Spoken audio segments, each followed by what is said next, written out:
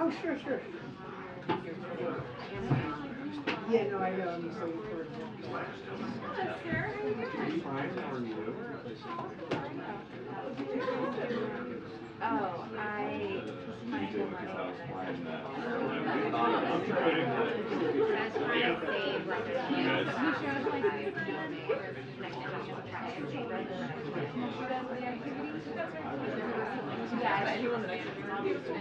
yeah, I cleaned up my throat. It's like a good, Yeah. We gotta get a better story. Like you were wrestling. No, but it could be like wrestling senator, some senator to the ground, or How long? some better story. about 45 minutes. Kicked in the front row with a little one.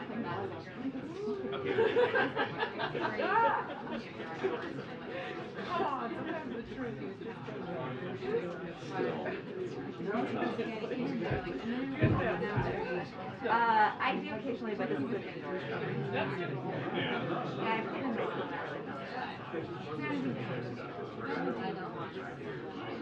Get the picture.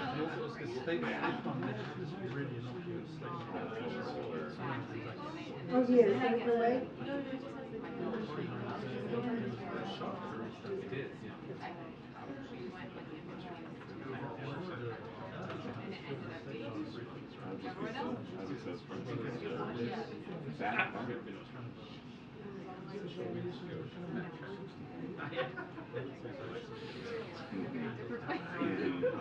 Just happy to come through the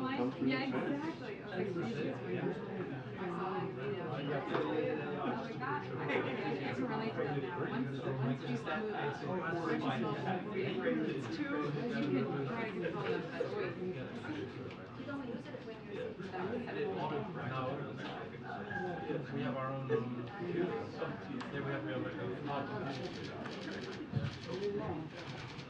Good afternoon, everyone. Happy Tuesday. Okay, I have a few things at the top for all of you, so please be patient. As you all just saw this afternoon, the president was out in the Rose Garden alongside with family caregivers, people with disabilities, long-term care workers, long-term care workers, early educators, veterans, and aging advocates signed an executive order to expand access to affordable, high-quality care and provide support for care workers and family caregivers. This executive order, which includes more than 50 directives for agencies across the government, is the most comprehensive set of executive actions by any president has ever taken to make care more affordable and accessible for hardworking families and further support care workers and family caregivers. The reality is that too many families are struggling to access the affordable, high-quality care they need. And too many care workers lack the support they need to do their critical work and are leaving the workforce. The results have hurt our economy and American workers, particularly women. President Biden wants to change our trajectory and transform care in this country, and that is reflected in his fiscal year 2024 budget. President Biden has also wants to ensure taxpayers get the best value for investments we've already made by helping to make American families access care, all while supporting care workers and family caregivers and growing our economy as well. And that is exactly what this executive order will do. Now, this next topper here that I have, it's just one, it feels like every week, at least once a week, I come to the podium and I talk about this gun violence epidemic that we're seeing across the country and how our communities and families across America, yet again, have been devastated by tragic acts of gun violence. And it is not just devastating for me, I'm sure it's devastating for all of you and your families. It's devastating for this president. It's devastating for our administration. And to have to continue to do that over and over again. And so let me just lay out, sadly, what we have seen these last couple of days. 4 young people killed at a Sweet 16 party in Dadeville, Alabama. 2 killed and 4 others injured on Saturday night in a crowded public park in Louisville. A bright young, loving 16-year-old kid, Ralph Yarl, shot in the head in Missouri after ringing the wrong doorbell. And we just learned a few hours ago, about 12 hours ago, about a young woman, 20-year-old woman in upstate New York, who was killed for turning down the wrong driveway. And these are just some of the tragedies that actually have made the headlines. As you saw from the president, he and the First Lady are grieving for those killed and the many others injured and fighting for their lives in the wake of this gun violence that we're seeing across the country. The president had the chance to speak on the phone with Ralph last night, in addition to talking about Ralph's success in high school, his hopes for the future, and wishing him a speedy recovery. The president committed to Ralph and his mom, as he has committed to so many other survivors, that he will continue to fight for gun safety reforms. That's because action on gun safety is what we owe. It is what we owe to those who have had their lives stolen from them, and it is what the American people want to see. Majority of the American people want to see us take action. Despite that, last week we saw many national Republican elected officials stand alongside NRA in a race to the bottom on dangerous laws that further erode gun safety. Though the proposals they're pushing take us in the wrong direction at a time when we're seeing gun violence surging, particularly gun deaths of our children.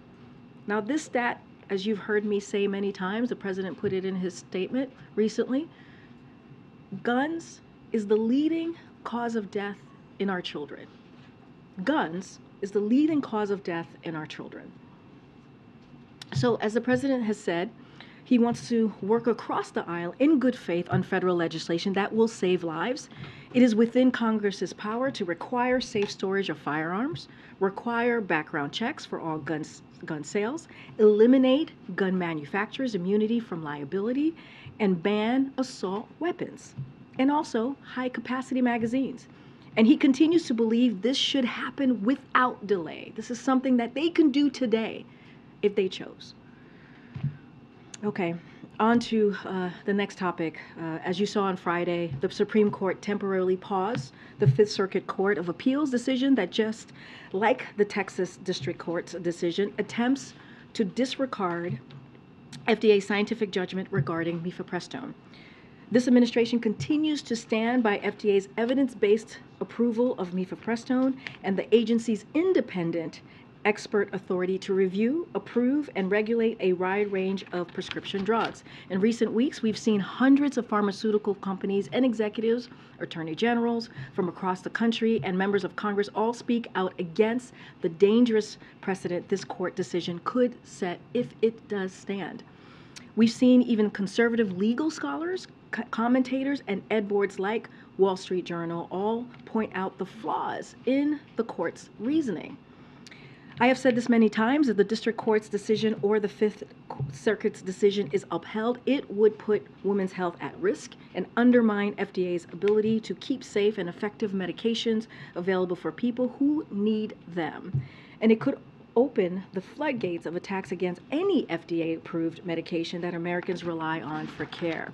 So today, you'll hear from the Vice President Harris, who will host a conversation in Reno to talk about the administration's work to protect reproductive rights, including new actions she announced last week to safeguard patient privacy. The stakes of this could not be higher. It could not be higher, and we're going to remain focused on prevailing in the courts so that women can access the care they need without government interference. All right, next up, as you know, it's tax day. Happy tax day, and we have some good news for taxpayers. I know people are always excited about this day. Yesterday, we learned that thanks to new funding from President's Inflation Reduction Act, the IRS has significantly improved customer service. You see this to my left here. This tax season, the IRS answered 2.4 million more calls than last year, cut phone waits time from 27 minutes to 4 minutes. That's what you see here in this graphic behind me. Served 87% of customers who called up from just just 15% served 87% of customers who called, up from 15% last year, pardon me, and helped 100,000 more taxpayers in person. So now MAGA congressional Republicans want to repeal this progress, making customer services worse for hard-working taxpayers and making it easier for wealthy tax cheats and big corporations to get away with cheating on their taxes. So it's literally the first bill that the House Republicans have passed. That's how they want to move forward here. President Biden and congressional Democrats have a different agenda: more help for taxpayers while ensuring the super rich pay what they owe. That's what we're seeing today. Finally, a word on the discussion today of the debt limit and the budget. So you've heard the president share his father saying, "Don't tell me what you value. Show me your budget, and I will, and that will show us, you, the American people, what you value." And you hear the president say that over and over again. You've heard me say that, repeating the president from time to time here at the podium. And here's the thing: we still haven't seen a budget from House Republicans.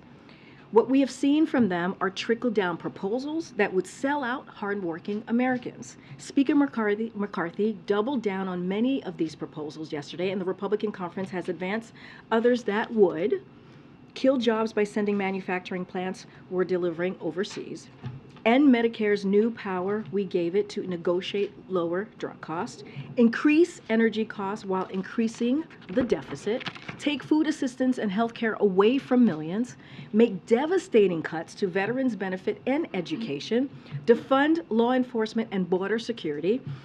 They're even talking about adding $3 trillion to our debt in wasteful tax giveaways to the richest Americans and big corporations. Compare that to what we're trying to do. Compare that to what this president is fighting for. Today, he's taking unprecedented actions on behalf of hardworking families to make child care more affordable, improve home care for veterans, and improve care for older Americans. He's laid out how to shrink the deficit by $3 trillion by ending wasteful subsidies for rich special interests and having them pay their fair share. That's all we're asking, for them to pay their fair share. Also, by expanding the power he gave Medicare to reduce lower drug costs. He's fighting to pick up the pace of the reshoring trend he's leading right now. He wants to support law enforcement with funding for community policing and to ban assault weapons so that we can reduce gun crime and save lives. And he wants to preserve our most basic rights, like the right of women to make their own health care decisions. So again, we'd like to see a Republican budget. We have not seen one yet, so that the American people can see for themselves in a transparent way what is it that House Republicans want to do. But one thing that we know that is clear is that this President Biden's budget, shows his priority is delivering for hardworking Americans. And one last thing before I go, I promise I will be taking questions momentarily. It's been a while since I've been in here, so I want to make sure that I introduce you to a fresh face in our briefing room today. Kelly Scully has joined our team as Assistant Press Secretary from her former role as Communications Director at ONDCP. She's a veteran of the Biden campaign and the Senate, and we're excited to have her on our team, and she'll be covering healthcare and adjacent issues to healthcare. So, please come back and say hello to Kelly. We're really excited to have her, but I wanted to make sure that I introduced her while I had a second with our very long topper for all of you. And with that, Sungmin, you want to kick off the first question? Two topics. Sure. On your last one, Yes. on the debt limit package, I know the president did a pretty thorough rebuttal in the Rose Garden of the various proposals that have been brought out there, but there is an emerging thought today among House Republicans that repealing the Inflation Reduction Act has to be part of this debt limit package. So I wanted to get the White House's impression of that offer. So let's be clear what MAGA attacks on the Inflation Reduction Act would mean for American families. I'm going to lay this out for you. And I kind of talked about it a little bit, but this has a little bit of a fuller layout. So offshore tens of thousands of manufacturing jobs, including in districts many of these members actually represent. So they're doing their job there, I see.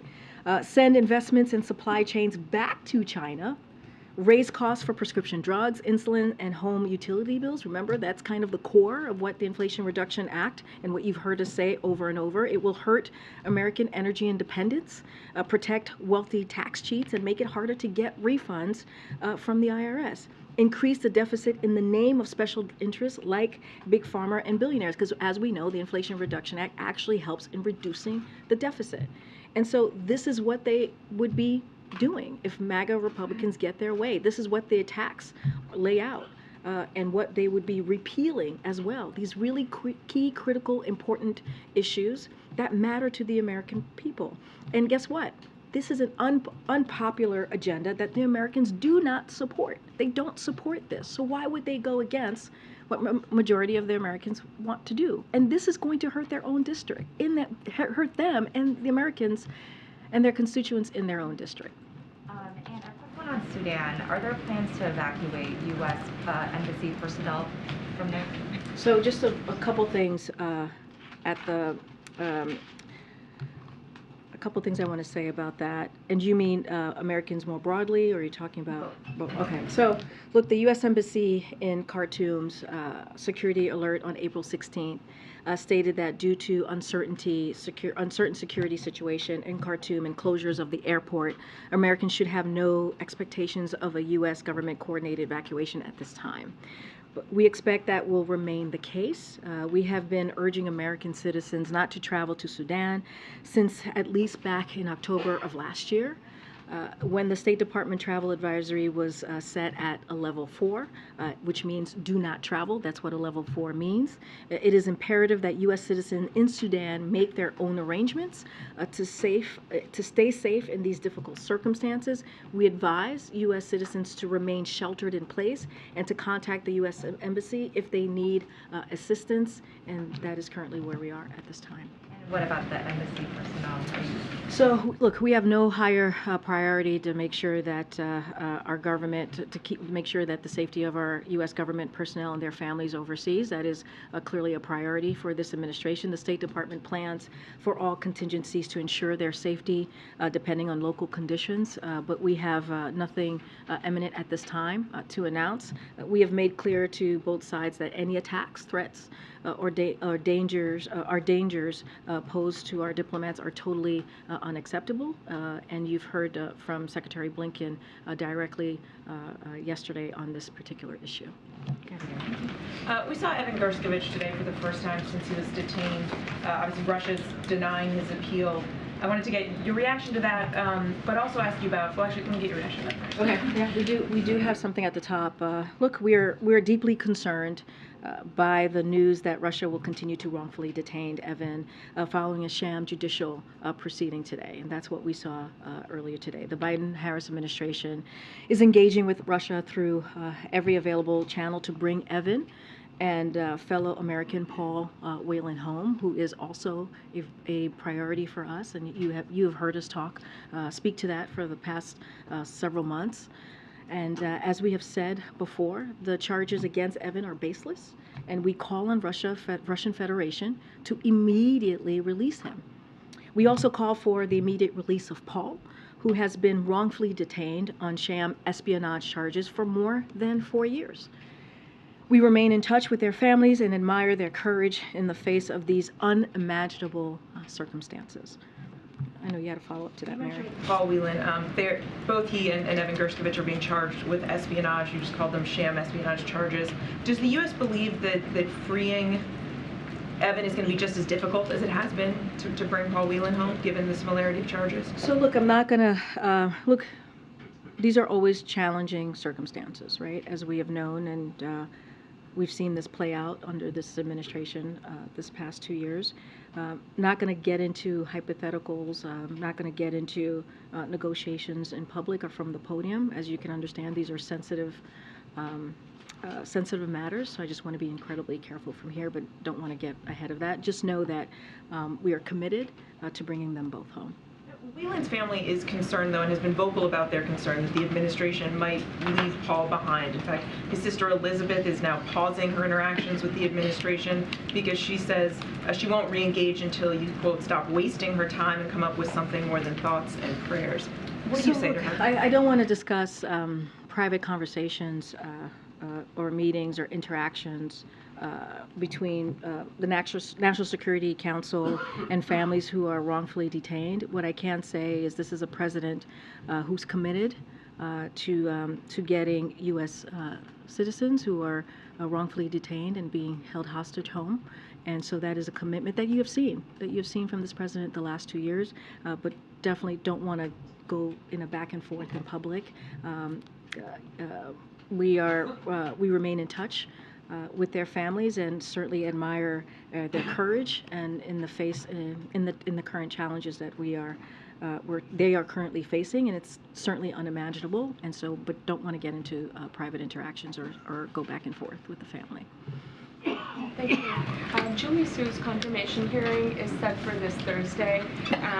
Given how some Democrats have been talking about their reservations when it comes to her and her record, is the White House confident that you will have the votes needed to get her through? Here's what we're confident, and because of her proven track record, as you have just laid out in your question about speaking about her track record, you see it working across the aisle, sitting down with business community as well as organized labor and delivering strong results for the American economy.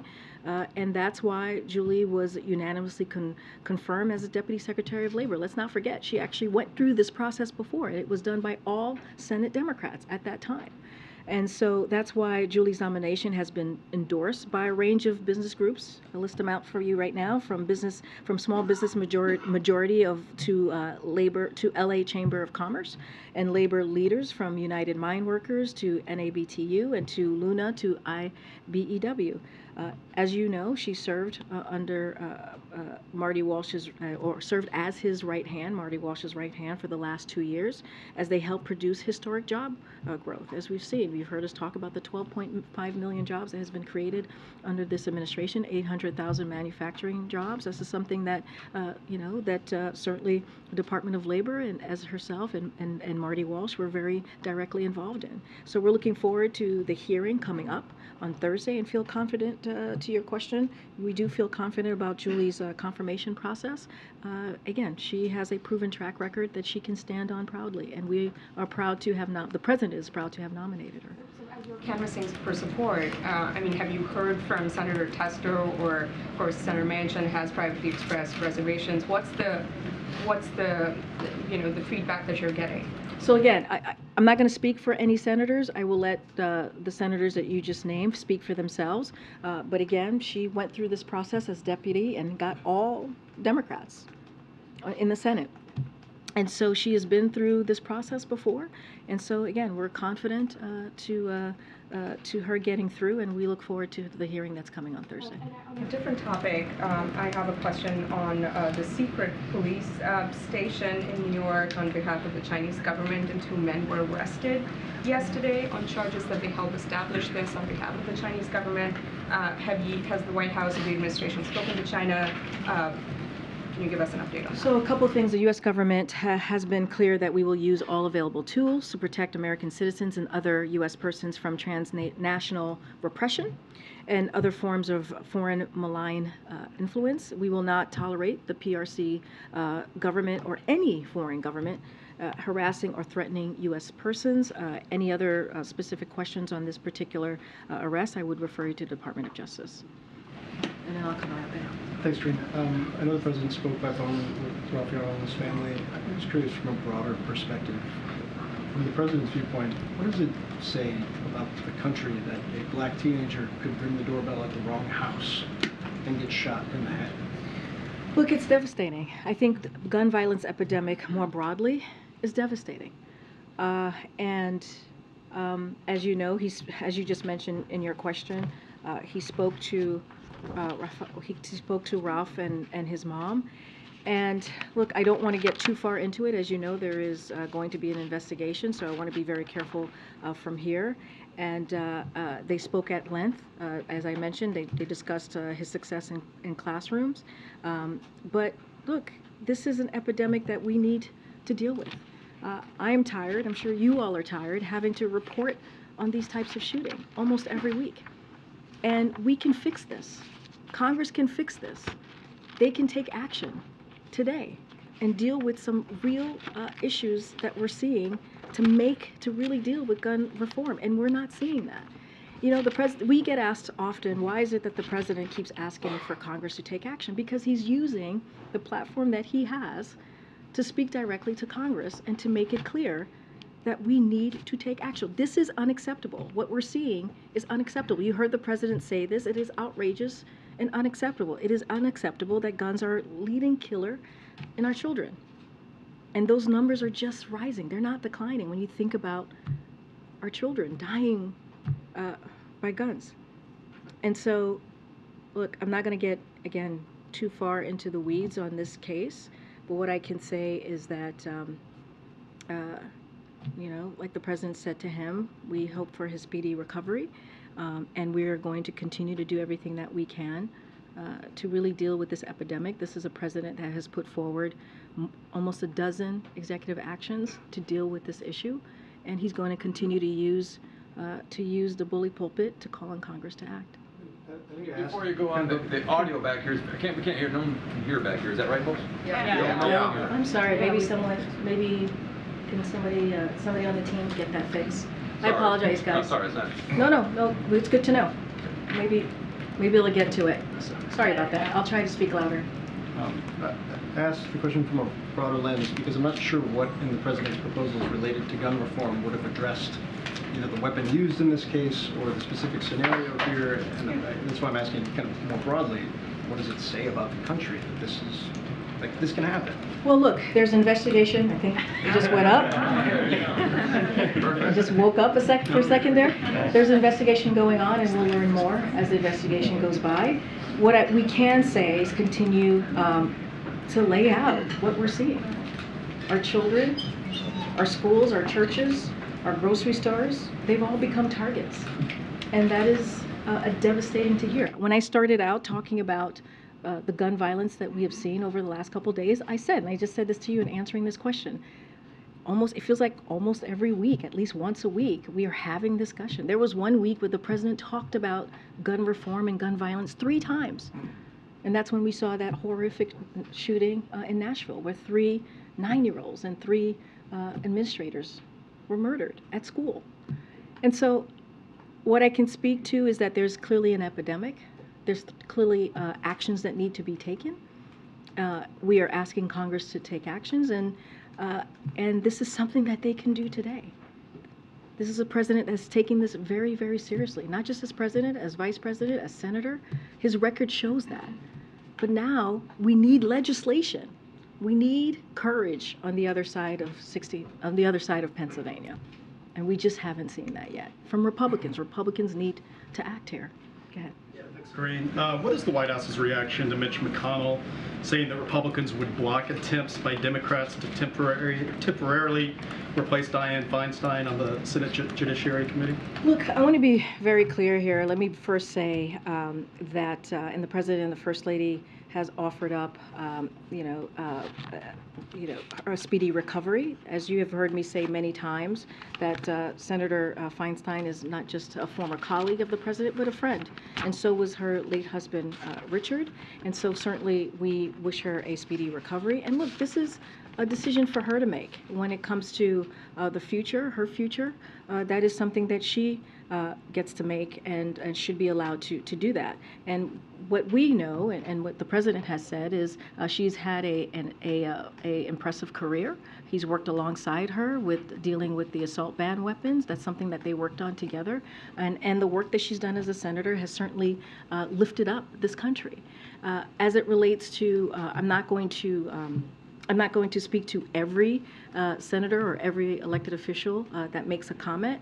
But look, what we believe, when you think about what Democrats are doing or what their request is, this is a request that is, we think that is reasonable. This is something that Senator Feinstein asked for. This is her request. And it is flat wrong to seek partisan advantage from health issues of a colleague, right? The American people reject that kind of scorched earth type of behavior or approach to governing. Again, this is something that she put forward. This was her request.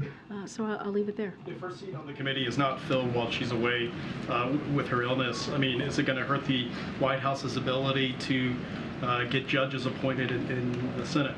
So look, what we appreciate the efforts that we have seen in confirming judges, and what we believe, look, confirming those judges who uphold the rule of law is a top priority for the president. Senators should not needlessly deny community judges who can ensure accountability for criminal acts. And so that's what we believe, and I'll just leave it there. Go ahead, Nancy. Thanks, Karine. Back on Evan Gershkovich, you mentioned that the administration is using every possible avenue to try to talk to the Russians. Have there been any substantive negotiations or even conversations about Evan between U.S. officials and Russian officials yet? So, as you can imagine, I can't get into details from here. These are sensitive conversations. Don't want to get into negotiating in public or negotiating from the podium. What I can say is that we are committed to getting Evan home, and we are committed to getting Paul Whelan home. You know, that is what you heard from the Secretary yesterday, and that is what you're going to continue to hear from this President. I know that the U.S. Ambassador was able to meet with Evan for the first time yesterday. Has any message been delivered from President Biden to Evan? So don't have any direct message to report out. They report that he was appreciative of the support that he is receiving from people at home, and that he feels good and is holding strong. And I think that's important to get a state of how Evan is doing. And so that's what we heard from Embassy in Moscow. And so again, I think that's important, but I don't have any direct communication that was provided to Evan from this president. Sorry. No. How often is Evan going to be able to meet with the U.S. Ambassador going forward?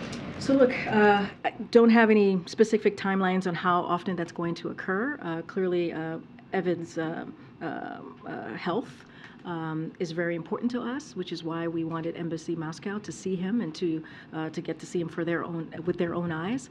Just don't have a regular cadence of what that's going to look like, and so I will leave that to the State Department to speak to directly. Okay, go ahead. Thank you so much, Karine. Yesterday, John Kirby said that the Brazilian president was repeating Russia and China's propaganda when he says the United States is somehow responsible for the war in Ukraine. And some officials are saying behind the scenes that Brazil is trying to help Russia in this conflict. So 2 questions. Does the White House believe Lula's comment undermines his effort to mediate peace? He was trying to create a group of neutral countries. And also another question, could there be any diplomatic implications against Brazil? From the U.S.? So I'll say this. A couple of things that I do want to say about this is that the U.S., and you've heard us say this many times, has no objection to any country that seeks to try to bring an end to Russia's war against Ukraine, against Ukraine, a war that they've started, a war of their choice. This is Russia that I'm speaking about clearly, but we were struck by, to your question about the comments, we were struck by the tone of the press conference of the foreign minister yesterday, which was not a tone of neutrality, suggesting that the United States and Europe are not interested in peace, or that we share responsibility for the war. We believe, and it is true, that it is plainly wrong. Of course we want this war to end. Of course we do. And we support President Zelensky's call for a just end to Russia's war of choice. In fact, the United States and EU actively engaged Putin to prevent the war, dating back to at least mid-2021, and efforts have continued since the start of this war. Unfortunately, Russia has shown no interest in ending its unprovoked invasion. We will continue to work with our allies, as you've seen this president do over and over again this past year, and also our allies and our partners, to help Ukraine defend itself against Russian aggression while supporting Ukraine's proposal for a just and durable peace that respects the UN Charter and the principles of sovereignty and territorial integrity. Because remember, this is Ukraine's territorial sovereignty and territorial integrity that Russia invaded. And to say, and again, what we heard, the tone was not neutral, and it is not true. And so we'll continue to speak out against that, just like you heard from Admiral Kirby yesterday. Just a follow-up. Do you think is President Biden aware of those comments, and going back to the implications? Do you see any implications against Brazil on the diplomatic? So look, I have not spoken to the president. I'm assuming that he is aware of this. Look, again, Brazil is a sovereign country, and they get to make its own decision. And so I will leave it there. And again, I'll just say that I'll say this: we are confident in the strength of the U.S.-Brazil relationship, even if we disagree with some of the things that the President Lula said. We are still confident in that engagement, in that relationship. Can I just ask a very quickly one about Mexico, because the president of Mexico just accused the Pentagon of espionage against his country. Do you have any reaction to that? I have not seen those comments. That just happened just now. I haven't seen those comments, so I can't speak to this at this time. Okay, great. I have a question about judiciary, but first I wanted to follow up on Ralph Yarl. I wonder if you can talk about how the president learned about and ingested the news. And a presidential phone call is a significant and rare thing. Why did he decide to make this phone call and then to tell the nation that he did it? So I think also the parents spoke to the phone call as well. I think you guys heard directly from the parents who spoke to the call that the president had with Ralph, and I think you also heard from others who are supporting Ralph in this moment. Look, you guys heard the news. It was a devastating. A 16-year-old, a sweet kid, as he's being reported, was shot in the head twice. This is a president, as we know, understands loss, understands the importance of making sure that he's a president that's there when a family is suffering and dealing with a hard time. And that's what you saw. This is a president having to deal with another shooting, talking to another family about what they're going through with their kid being shot for ringing the wrong doorbell. Again, I want to be very careful. There's still an investigation going on, so I don't want to get ahead of it. But that's what we know thus far. And so the president wanted to reach out to the family and to Ralph and to say that, we wish him a speedy recovery, have a conversation, let them know that he and the First Lady are with them. And I don't think that's unusual or uncommon for this president to do. And turning to judiciary, I wonder if the president of the White House is concerned that committee assignments, which usually have been pro forma before now, or stalling of judicial nominees is going to just become par for the course in the Senate and kind of stall you guys' ability to get judicial nominees through. Look, I just spoke to this about how important it is to confirm judges and what it means for our rule of law, and to ensure there's accountability. So we believe that it is a top priority and will continue to be a top priority for this president. I can't speak to what Congress is going to do or not do, or what the Senate is going to do or not do. I can't speak to hypotheticals from here. What I can tell you is what the president's priorities are, and this continues to be a priority for this president. Hi, thanks, Karine. Is the president following all this drip of questionable financial stuff happening from Justice Thomas's private life? I've not spoken to the president about this, so I can't speak to that. What I can say is we're going to be very careful from here and not comment on that. Okay, how about, can you give a little preview of the bilateral with the Colombian president, please? Yes, I can. Yes, I can give you a little preview of what that might be. On April 20th, as you all know, President Joe Biden will host President Gustavo Petro of Colombia for a bilateral meeting at the White House. Colombia is a key partner of the United States, and during the meeting, the two leaders will discuss how the United States and Colombia can continue to deepen our strong bilateral relationship by making progress on areas of mutual national interest, including promoting further economic and security cooperation. The two leaders will also discuss joint efforts to combat climate change, counter narcotics trafficking, address our regional migration challenge, and promote democratic values and human and labor rights in the region and around the world. And we certainly will have more to share. As you know, we tend to have these background calls, these preview calls. We'll have one tomorrow, and certainly we'll have more to share for all of you. I'm going to try and take one in the back. Go ahead, Courtney. Thank you. I wanted to ask about immigration. We're preparing for next month for Title 42 to lift and for more people to be eligible to apply for asylum.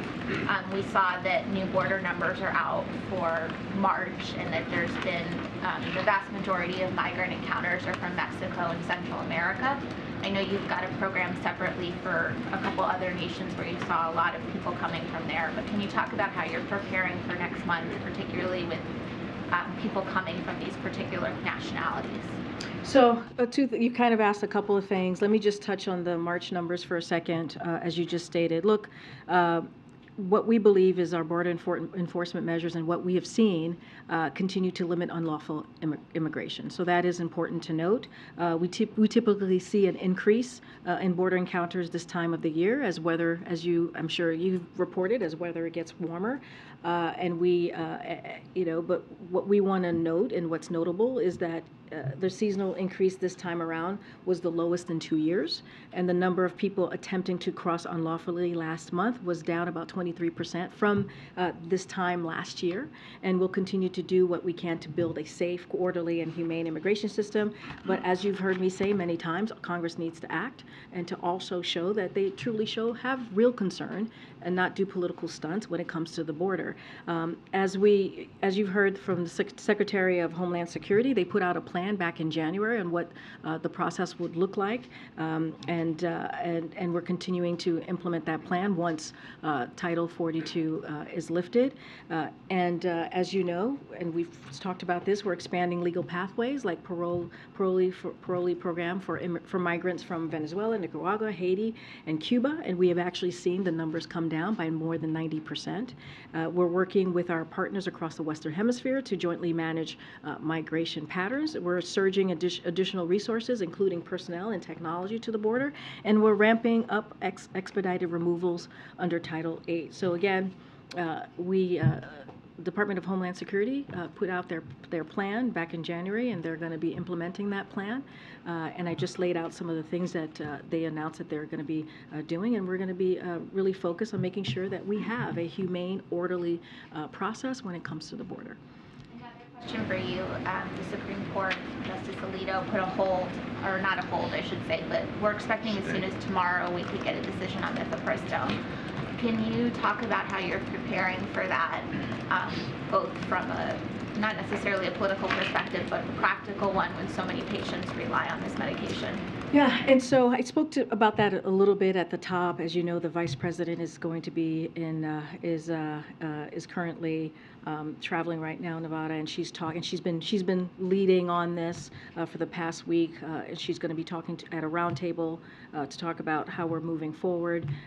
We announced some actions last week, the privacy on HIPAA, what we're doing to strengthen that, and I think that's of course very important. For now, mifepristone remains available and approved for safe and effective use. I'm certainly not going to get ahead of the courts, but this is certainly an administration, the President and the Vice President, who have taken this very seriously and will continue to fight for fundamental freedoms. We're talking about fundamental freedoms for women, and this is something that the President or this Vice President is not going to back away from. And again, I laid out some actions that we've taken in the past week, but not going to get ahead of the courts. As you just said, they're going to be deciding at some point tomorrow. Thank you. Okay, go ahead, Anita. I have a question on migrant issues and on Afghanistan. Starting with Afghanistan, the UN says they're prepared to make the heartbreaking decision to pull out UN staff if the Taliban won't allow women to work for the UN. What is the White House's reaction to this possibility, and how could this affect assistance to Afghanistan? So look, I've talked about this many times about, the Taliban and if they want to be taken seriously, if they want us to have a real conversation with them, they have to behave in a way, for example, where women are treated in a respectful way. I'm going to let the UN speak to their decisions, again, look, we're assessing the situation closely, and with the UN and our other partners. Look, when it comes to women not being able to work at the UN, that is something that we've talked about, and we've said that we were extremely concerned with yet another horrific Taliban action. Women are central to humanitarian and civil society operations around the world. In Afghanistan in particular, only women are able to reach some of the most vulnerable, in part because many of the most vulnerable are women-headed households that male aid workers cannot enter. And so women must be able to work for the UN, as I've talked about, so that millions of Afghans can receive food, medicine, and other basic needs for their survivals. They are essential to the delivery of this assistance and essential to ensuring women, children, and other members of vulnerable groups receive the necessary types of assistance, such as protection and gender-based violence services without risk of exploitation. So again, I'm going to let the UN speak to their decision on how they're going to move forward, but we've been very explicit about this. We've been very clear about our concerns with the Taliban's tragic decision and horrific decision on how they treat women in Afghanistan. On migrant issues, these disturbing reports of migrant children being forced to work, how does the White House respond to reports that the administration repeatedly ignored warnings about this, and what are you going to do next? And then if I can just follow up on Sudan real quickly, what's the consequence if these two warring parties don't reach any sort of peace agreement? What's the stick? So the first part is, look, it's unacceptable that these companies are using child labor. You've heard us say this when the New York Times story first was reported earlier this year, and we'll continue to say that. What I can say, a couple of things that I can say since the New York Times shined light on these abuses in February, this administration moved swiftly to crack down on violators and are more vigorously vet sponsors of unaccompanied minors. DOL and HHS launched a new task force to heighten cooperation and better share information. We also called on Congress to provide the resources this administration has long requested to help us crack down on companies that exploit children for labor. The actions we've taken since February make clear that we will continue to investigate and hold companies accountable, but we also need Congress to provide the resources we need to enforce. And we've been very clear. Again, DOL, HHS have taken actions, but we need Congress to also give DOL and HSS the resources that they need to broaden these actions that they've put forward. For the warring parties in Sudan? Look, we've been very clear about the importance of de-escalating, and you've heard Secretary Blinken speak to this. You heard my colleague from NSC speak to this as well. And so I'm just not going to go beyond to what they have said. I'm going to take a couple more questions. Go ahead. The leaked classified documents, the president, when he was traveling abroad last week, said he wasn't that worried because they weren't contemporaneous. But in the days since, we've learned that several close allies are furious, and there have been some difficult conversations with high-level U.S. officials about how to prevent this from happening again. So can you just speak to what role the president is playing in managing the fallout? So yeah, look, the president has taken this matter very seriously to the point where he asked the military to do a couple of things, the military and the intelligence community to do a couple of things, to run a high priority senior level interagency process focused on understanding what happened, take steps to further secure and limit distribution of sensitive information, and reach out directly to allies and partners to reassure them about our commitment to safeguarding intelligence. And so those are the things that the president has asked, again, the military and also the intelligence community to do. He expressed his concern that the leak happened, and we are, and he is, taking this incredibly seriously. I have to move around because I'm just going to move around, make sure I take one or two. I have to take one or two questions before we go. Go ahead.